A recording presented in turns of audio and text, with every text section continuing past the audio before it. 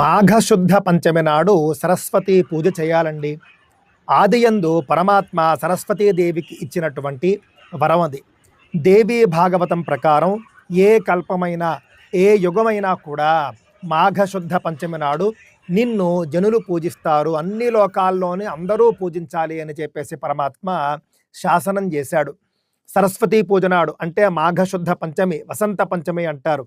ఆ రోజున ఉదయం శుచిగా స్నానం చేసి కలశంలో కానీ పుస్తకం మీద కానీ బంగారము, రాగి లేకపోతే వెండి వీటితో తయారు చేసినటువంటి సరస్వతీదేవి యొక్క ప్రతిమ, ఆ ప్రతిమను కలశంలో కానీ పుస్తకం మీద కానీ ఉంచి షోడశోపచారాలతో సరస్వతీదేవిని పూజించాలి. తెల్లని పువ్వులు, తెల్లని బట్టలు కట్టుకోవాలి. అమ్మవారికి కూడా తెల్లని బట్టలు సమర్పించాలి. తెల్లని బట్టలు అనంటే కనుక మనం కట్టుకున్న అమ్మవారికి సమర్పించినా కూడా అంచు ఉండాలండి.